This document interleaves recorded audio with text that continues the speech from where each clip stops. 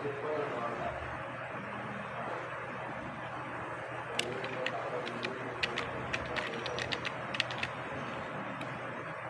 chess folks, welcome to another video. This is not a regular video.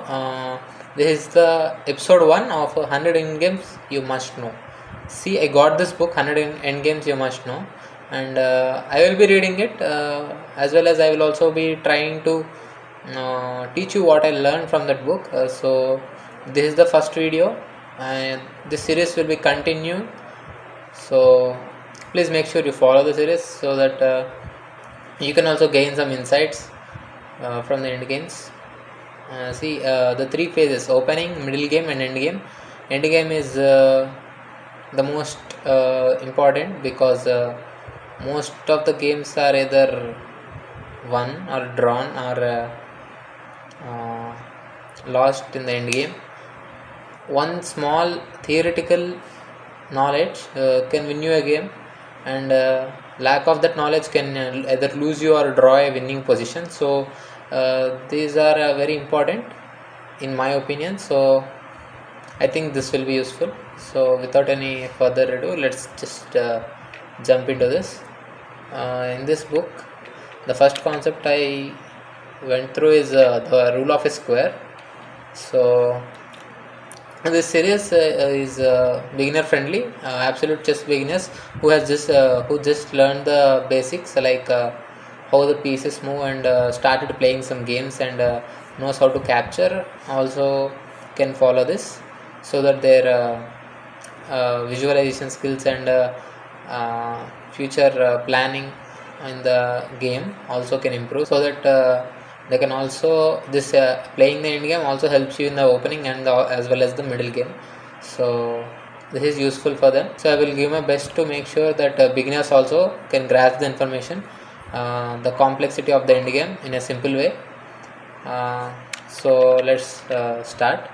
The first, as I said, the first rule I went through is the rule of a square, the end game 1, as you can see on the screen.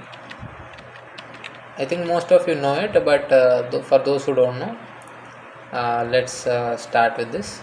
So in this case, you are white, your king is on h1, your pawn is on a2, opponent's king is on g8. So in this position, if you see, obviously we want to push the pawn and simply walk it up the board and promote to the queen to checkmate the king, obviously. But we can notice that once we go with our pawn, the king also will try to stop our pawn. So we have to calculate whether the king will stop the pawn or not, or will we be able to queen our pawn before the king comes to capture it. So in a game, you can, in a classical game, of course, you can simply make the calculation like a4, king f7, a5, king e6, a6, king d6, a7, king c7, and a8 queen, and the queen, the pawn is promoted. The king wasn't able to stop the pawn. But say you are in time trouble, or it's a blitz game, or just simply you don't want to waste time on such a simple calculation. It's not actually calculation, it's just you need to know how to do this. So the thing is, the rule of square is as follows. So it says in the book, like if the king can reach the square of the pawn, then he can capture the pawn. If not, the pawn promotes. Listen to it again. If the king can reach the square of the pawn, he can capture the pawn. If not, the pawn promotes. Once we push the pawn, we can imagine a square. Like okay, let's imagine it diagonally. See, the pawn is on a light square, so follow it up the board diagonally, and then connect the points like this, so as to get a square. Yes, this is the square I'm talking about. So this is the square the pawn creates, and you have to make sure that the king is in the square or is not in the square. If the king is in the square, say the king is on in somewhere in the square, so the king can easily stop the pawn. But if the king is not in the square, which is this case, this is the square, so the king is outside the square, so the pawn promotes, the king cannot stop the pawn. That's the whole point. uh, I see many mention that the king has to be in the square and all, but I think they miss this key point of mentioning that after your move the king should be in the square. See, the pawn is on a2, you have to imagine it is going to a4. Of course you want to push the pawn, and the farther it can go, not a3, which seems silly. So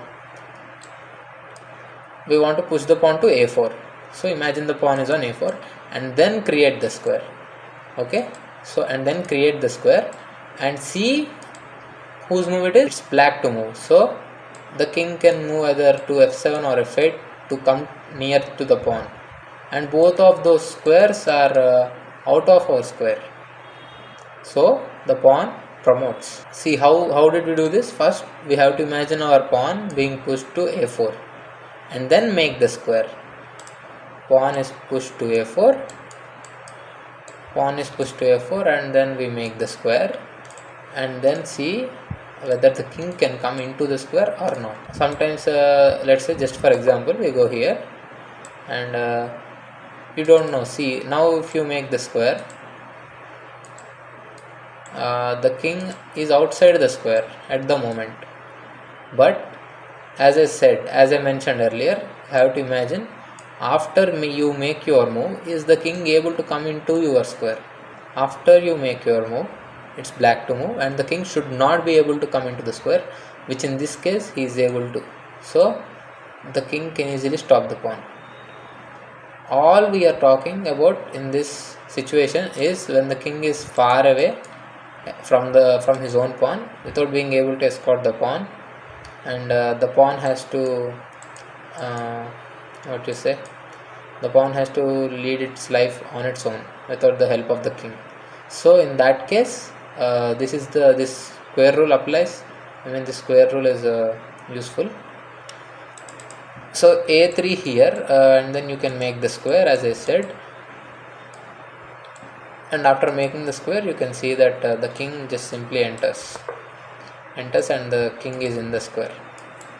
You may say, now I push the pawn and now the pawn is square is made and the king is not in my square, so the pawn won't be stopped. No, that's not the case. That's what I'm trying to explain. After you push the pawn, okay, I think you got it. Let me try to explain it once again clearly.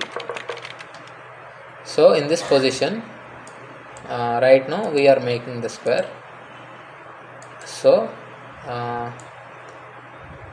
the king is in the square, but what we want is we want to push the pawn and then make the square. So here we can go to a3 or a4. After going to a4 we can make a square, which is this square, small square, and after going to a3 this is the square you will be making. So when it is black to move, after we make our move, it is black to move and he can enter the square of the pawn when we push it to a3, but he cannot enter the pawn the square when we push to a4.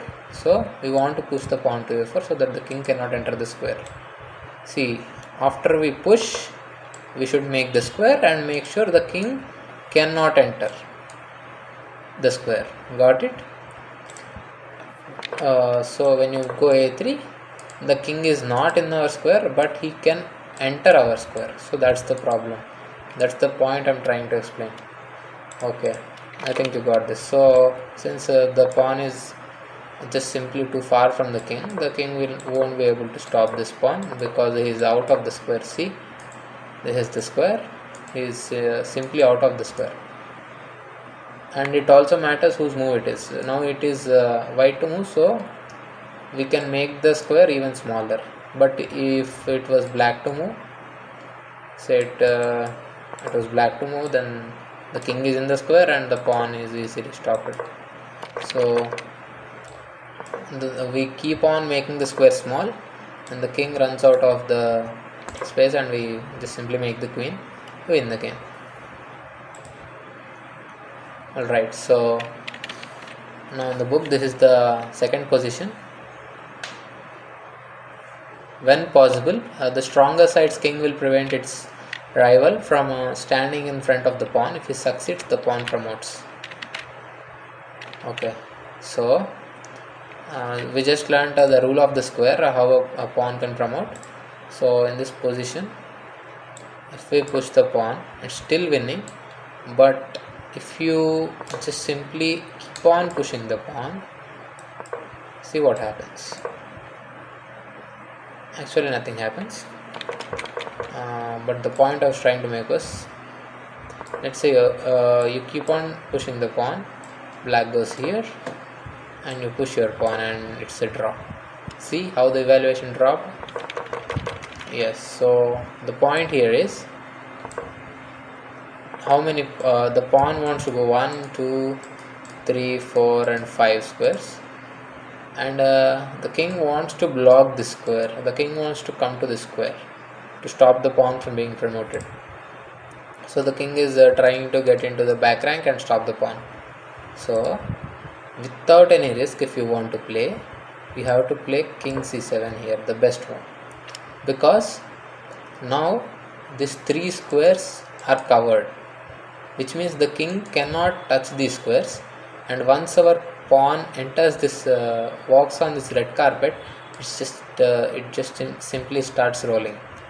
No one can stop it. So our aim is to get the pawn onto the carpet, and his aim will be to stop the pawn from getting to the red carpet, which is just a moment late for him. Now the pawn is on red carpet and he can simply do nothing but just wait and let us queen. Okay, so what we just did here was called opposition, which we will see in the next video. So make sure you subscribe and stay tuned for it. So as I was explaining, if you try to push the pawn and the king goes in this position, the evaluation doesn't drop, because in this position it's white who has the opposition. As I mentioned, opposition we will discuss little later, but you can see how just simply one move, if the king, if you don't know any of this, say you don't know any of this, you just simply know I will push the pawn and I will promote it. You will push your pawn. Opponent, if he knows this, he will try this. Then you push, you simply don't care, and you push and you push, and you just simply end up in a drawn position. So you should know this. Let's see how just one simple move changes the result of the game in the next video. Stay tuned for it.